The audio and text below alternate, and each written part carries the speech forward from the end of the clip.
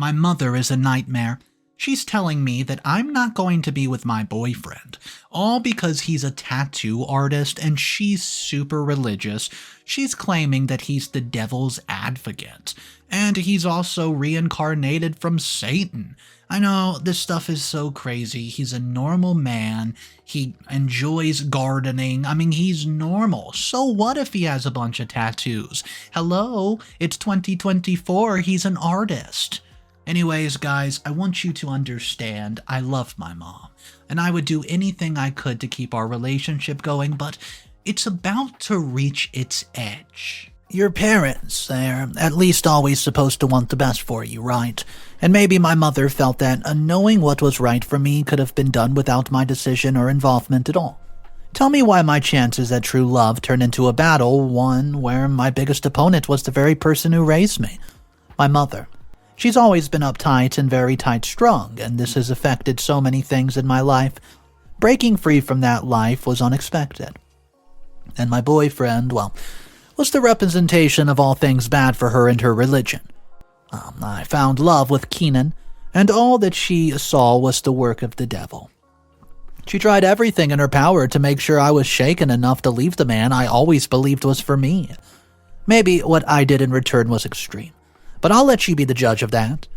Growing up with a mother like mine, it was war. I mean, don't get me wrong, she tried her best to make sure I was provided financially. There was always food on the table and appropriate clothing, and I had a lot of things I needed except my mother's trust that I could be allowed to do things without her constantly breathing down my neck to always just beware of the devil's temptations. My mother was so militantly religious that talking about it still felt like I was receiving a movie script. But that was my life growing up. Everything that I did was either praising the Lord or worshiping the devil. There was no middle ground, and if I broke a cup, it was the devil's handiwork. What 6-year-old child doesn't make mistakes? Everything that went on in the house was connected to how the church would like this or how the church would hate that. This was what dictated my life up until I was 18. My mother would drag me to church on Sundays, and I mean, even every Sunday. It wasn't always bad when I was young because I didn't have much to do except sing and read children's Bible stories. Well, I could play with children my age, and it wasn't a bother. As I grew up, I began to resent this whole arrangement after I started finding out that going to church made my mother this way. Before I knew it, I no longer wanted to go to church. I mean, if I so much as said I was tired in the morning on a Sunday, my mother would launch into this mini sermon of how it was the devil's work. She would drag me out of bed and force me to get ready, and she would always constantly time my movements and yell at me for not hurrying up. It became so stressful and annoying that I began to see my mother in a different light entirely. That wasn't bad enough, right? Her choices were horrible, to say the least. Most of my pictures from when I was younger look like I was dressed in slacks, the worst outfits you could think of. I've worn them courtesy of my mom. The gowns were too big and too thick, and the skirts were so long that they tripped me every chance that they got. The tops, oh boy, they were so horrendous and made me look like a boy. At least I didn't have to bother about what I looked like until I started becoming aware of what I looked like. I started noticing that I was the only one who dressed differently from the other teenagers out there, and I made the grave mistake of asking my mother for a pair of jeans and a pretty dress one time. And all hell was let loose. For days, I was told that I was trying to impress boys, and that was the devil speaking to me. I never was allowed to talk to boys. Everything about my life was being straight up monitored. Well, I hated it. When I finally got my first phone, my mother would go through it at the end of every day to see if I've been talking to any boys or doing anything that she doesn't approve of. If she did, I would have been grounded and my phone would have been taken away. So this went on with my mother's backing being her religion. If only she used her religion to do something good for me as well. By the time I was 18, I'd graduated high school and gotten into Stanford for computer science, which I chose because it was far from home. My mother was overjoyed, but not as much as I was, and I quickly ended up moving out. And for the first time in forever, I felt like I could truly breathe. There was no one to hammer me about going to church or not wearing what I wanted, and as you would expect, that was exactly what I did. I didn't become a bad person or anything, I just started making an identity for myself. I knew I was done with going with whatever my mother forced on me. The first thing I did was get rid of the ugly clothes and start wearing outfits for people my age. I stopped going to church as well, and I picked up a few hobbies, such as writing, painting, and heck, even poetry. I began to make new friends, and that was when I first met Keenan. I graduated at 21 and started working remotely for a tech company that paid a lot of money. It was enough to not move back home, but I did at the insistence of my mom. I'd gone out to get a few clothes for myself when I bumped into Keenan outside of a tattoo shop. As it turns out, he works there. He's an artist. He is an apprentice at the time, but I would not find out until our first date about this. Well, Keenan was very fun, and I quickly found myself looking forward to seeing him again. We started talking and hanging out more often, and I found out that he graduated with a degree in fine arts, but loved tattoos and decided to make a business out of it. For people like my mother, that was one of the worst jobs you could have. I'd always known she disliked tattoos because she claimed that it was the devil's branding. I wasn't going to let misinformation stop me from falling for Keenan. He liked tattoos and even had a few of them himself, so what?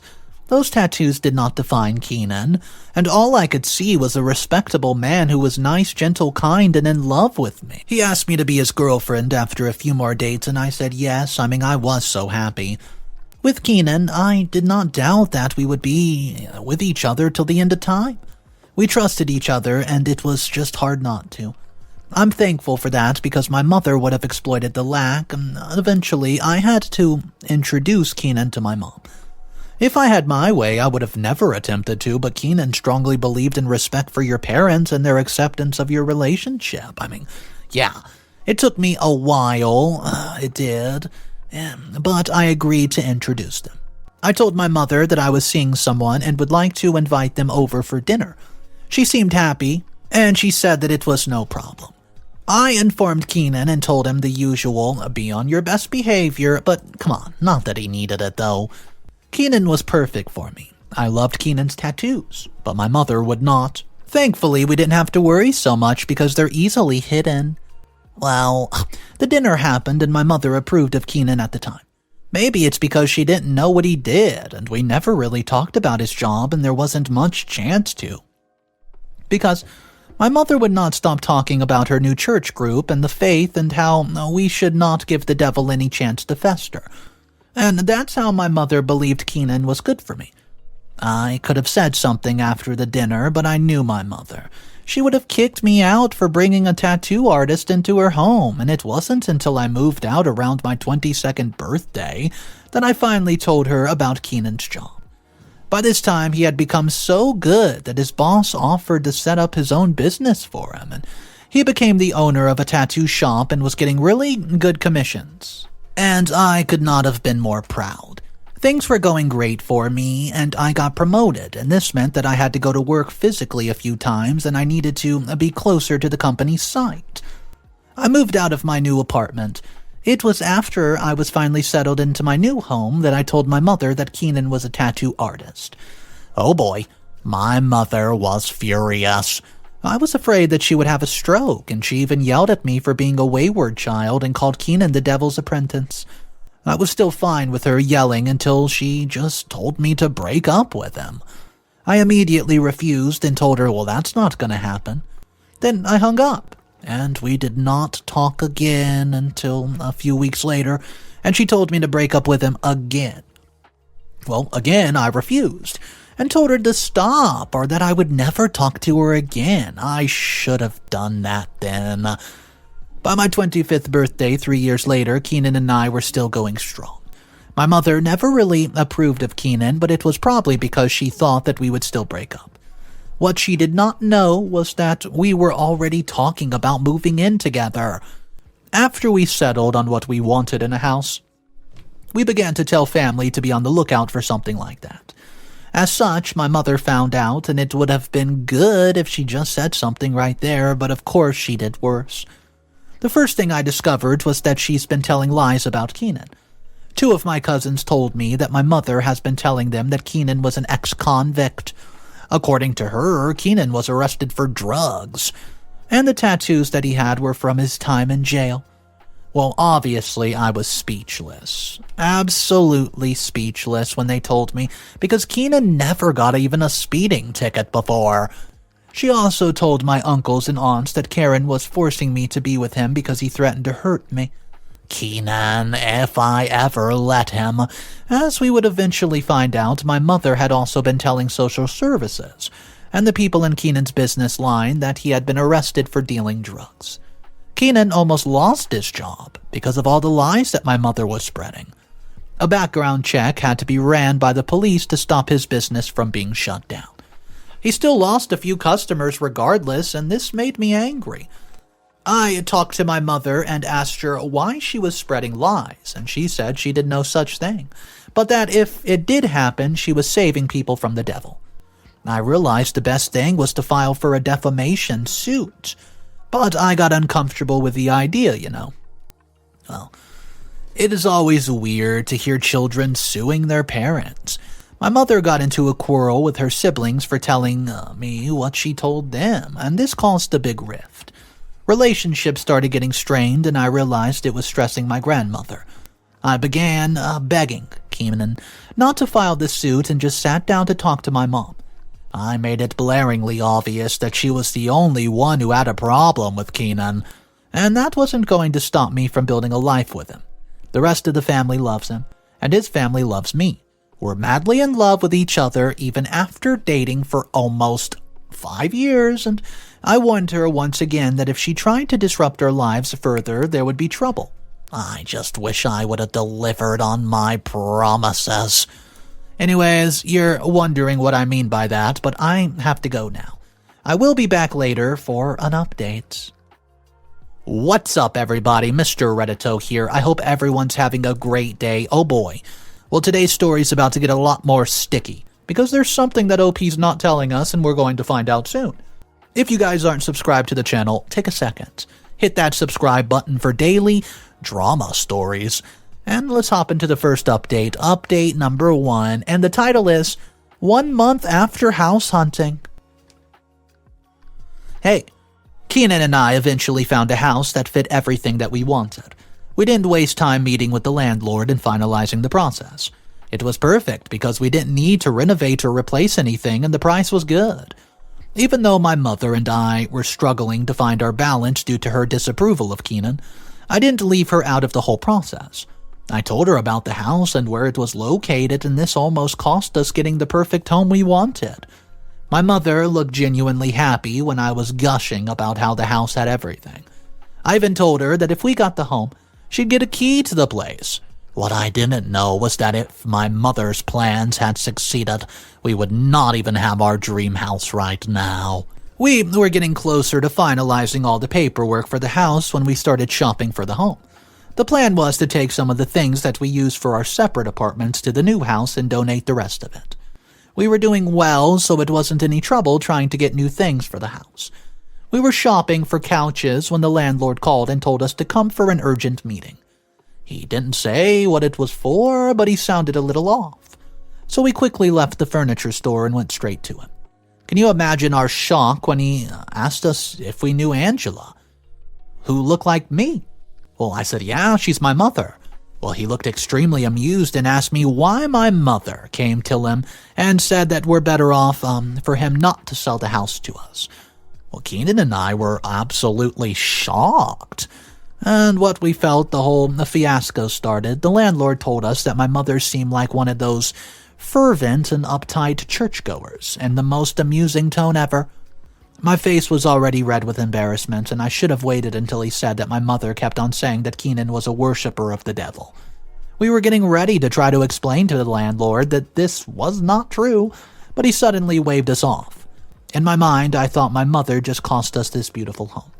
However, the landlord said that he would give us the keys that instant, and I was surprised because you don't just buy a house like that. The landlord explained that the reason he was deciding to do this was because he had run a check on us and decided that we were the perfect match for the home.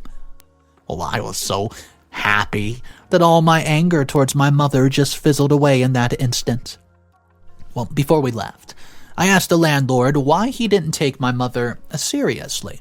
So he just tells us that he had come across too many people like that and they had just dressed him out. Besides, he wasn't religious, and in his words, as long as you're a good person and a law-abiding citizen, I don't see why I shouldn't sell to you. He congratulated us on being the perfect match and told us to enjoy being homeowners. Well, Keenan and I went to the restaurant to celebrate before driving to finish buying our couch. So later that day, I told Keenan I was going to talk to my mother one last time. If there was any more undue interference after this, I was never going to see or talk to her again. Keenan said I just sounded like a broken record and I would have been offended if he wasn't right. Besides, he was justified in feeling this way because my mother had not made things easy for him at all. That night, I sent a text to my mother and told her not to interfere with my life again. Sometimes I wish she would have just listened. Update number 2. 2 months later. Hey, I know it's been a few weeks since I dropped an update, but so much has happened since then. Well, what happened will be discussed later because I need to bring you up to speed. Remember how I said that I would give my mother a key to my apartment? Well, I did. I saw a comment saying that I should not have given my mother that kind of access, but blood is thicker than water. So, somewhere in me, I wanted to give my mother another chance. After we got the keys from the landlord, we started setting up our home, and everything took about 2 weeks, and we had our friends and some of our family come over for a housewarming party. I invited my mother as well, and she seemed mellow. She wasn't being judgmental of Karen, but still kept to herself. The atmosphere between her and my uncles who were present was a little bit, tense. But I wasn't bothered because she caused that, and I wasn't going to get in the middle of it. Keenan and I quickly settled into being homeowners, and we loved it so much, designing and putting our little twist on the house, and we made it even more homely. As if my mother was the regular obstacle to a regular happy life, she began to antagonize me again, and she starts making suggestions that the reason Keenan was staying out more was because he was seeing someone. I didn't believe her because I know Keenan. There's no way in heck he would do that to me. He's obsessed with me. I also knew that he was out late more because he was getting more customers than usual, and some of them were big-time celebrities even. These celebrities preferred to come late at night because they were, less risk of the paparazzi. They also chose Keenan because he didn't post or advertise with these celebrities without their permission, and I missed him a lot. But I was happy he was doing well. My mother was not, and once again tried to make sure our relationship failed. What she did was the proverbial straw that broke that camel's back. I'd gone to a conference as my company's senior manager for a few days while Keenan worked late nights at the shop. By the time the conference was over, I had missed my boyfriend so much that I didn't want to go home to wait for him, just to get back to work. I went straight to the shop and surprised Keenan, except it looked like he had been waiting for me, and the shop had a back room, which Keenan used for his office, and I heard my favorite song playing from there. I knew something was up when I saw my favorite cousins there. Keenan asked me to come with him to the back room, and that was when I found out. He was asking me to marry him, and for the longest time, this would be the happiest day of my life. I didn't even think twice before I said yes.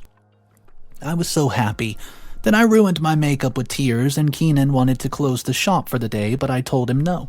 He told me to go home and get ready for a celebratory dinner at one of our favorite places. So I was practically skipping to the car. Before I left, Keenan told my cousin not to say anything to anybody, as we would announce after our dinner. They promised to keep quiet all through the way home, and I was just so happy. My happiness was almost cut short the moment I walked into the house, and the first thing I saw was a pair of slippers that weren't mine or Keenan's. I smelled perfume that I wasn't familiar with and ran to the bathroom. I almost had a heart attack when I saw lipstick on the pillow. I ran into the bathroom to see hair in my brush and the bath walls, and my shampoo and body were emptied.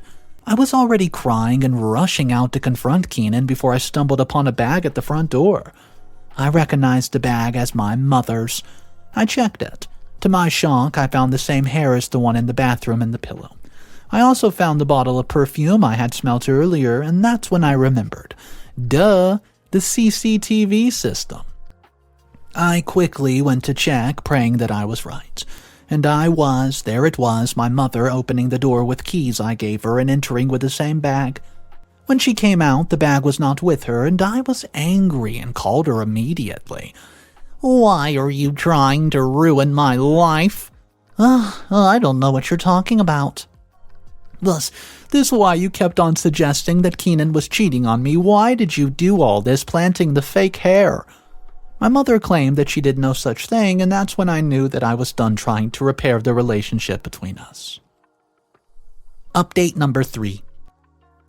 I know, I said I was bringing you up to speed, but I didn't fully do so in the last update. So after I confronted my mother, she denied it.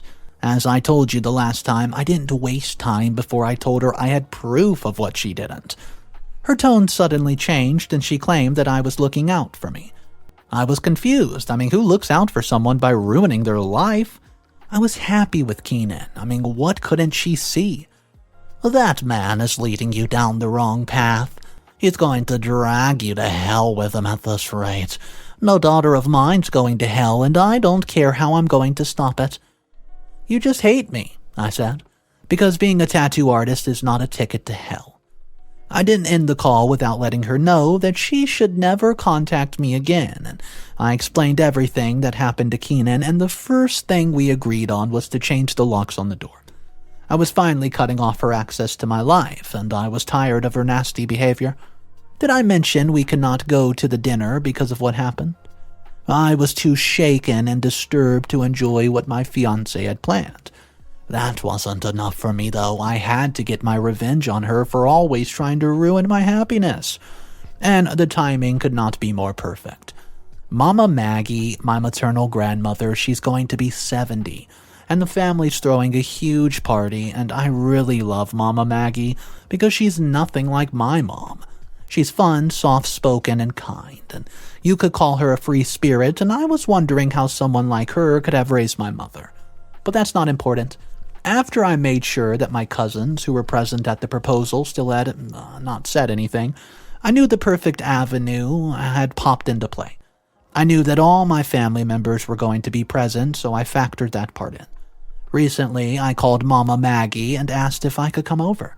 Well, she immediately agreed, telling me I didn't need permission. When I go to her house, planning was already going on. My mother wasn't there because she had some church meetings and was grateful for that. Well, I hadn't talked to her since I confronted her about coming into my house, and I told my grandmother how excited she was that she was going to be 70. She smiled and said that she was happy as well, and we talked for a while before I told her I had a favor of her. I told her I would love to make an announcement together with Keenan on her birthday. Oh boy, her face lit up. "Oh yes, that would be amazing. You know how much I love happy announcements." I suspected that she knew what was going to happen because she loved hearing about her grandchildren, getting engaged and getting married. I left feeling very fulfilled. Mama Maggie's birthday is just in 2 days' time, so is my freedom my mother? I'll be back to update you guys.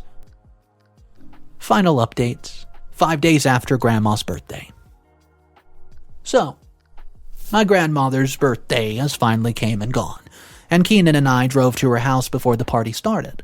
We got there just as the party was starting with her presents, and my mother was already there, and she did nothing to hide her disgust at the fact that I was there with Keenan. I didn't care, and neither did Keenan, and I still wasn't talking to her. I had no plans to do so. Especially with what I had planned, she didn't talk to me either and did everything possible to ignore the two of us.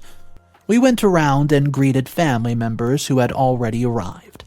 Keenan was loved by my family, and I wondered sadly why my mother could not just be like that. I knew she was past saving, so the thought quickly skipped into my mind. The birthday girl finally came out, and we had a really good time. Mama Maggie's cake was finally wheeled out, and we sang happy birthday as she blew out the candles. She said that she was going to cut the first slice. When she did so, she called everybody around. "Oh, thank you for coming today. I'm happy, but I guess most of us need an extra reason to be. With that said, Annette and Keenan have something special to tell us. Well, guys, we wanted to tell everyone that we're finally starting a new chapter of our lives. Keenan and I got engaged a few months ago and we're moving in together fully. Everyone made noises of happiness and delight except for my mother. We had not told anyone else that we moved in together earlier except my mom. She didn't tell anyone either because she hated the idea and didn't even want to happen in the first place. But that wasn't what caused the scream of anger that came from her. She was so furious at the announcement that she threw a tantrum. She screamed to everyone around that I've become an evil person. You would think I had horns on my head, and everyone went quiet as she kept on saying I was a disappointment to her, and I didn't care because the woman I was looking at was no longer my mother. I was surprised that her definition of disappointment was my choice of life partner. My grandmother was shocked as well, but quickly regained her composure. She tells my mother to keep quiet. My mom replied, still yelling that I hijacked Mama Maggie's party. She did no such thing. I gave her permission. Now be quiet and let them have their moment. Besides, it's my moment too. I have a new grandson. Wow, Annette, what does your mother have against Keenan? My aunt asked. So I began to narrate everything that she had done to make sure that Keenan and I broke up. My family was shocked. My mother kept on saying that I had no proof, and I simply ignored her as I opened up the files containing everything. You know, about how she went to our apartment and planted all the fake evidence. She just found out that I really had evidence of what she did and went quiet when she began to say that she was only doing it for my sake. Her siblings and cousins were so irritated by her actions, they told her to leave the party. Well, it's been 5 days since, and my family's still reeling from the revelation of everything that she's been doing. Her siblings are not talking to her because, according to them, Mama Maggie did not raise them that way. So word got around about how she has been deceitful when it came to my relationship with Keenan. The church ended up hearing about it as well, and my mother was extreme because her church group kicked her out for what she did. There was talk around town about banning her from the church activities as well. I'm not talking to my mom anymore as I've completely gone no contact. Do you think I'm wrong? Let me know.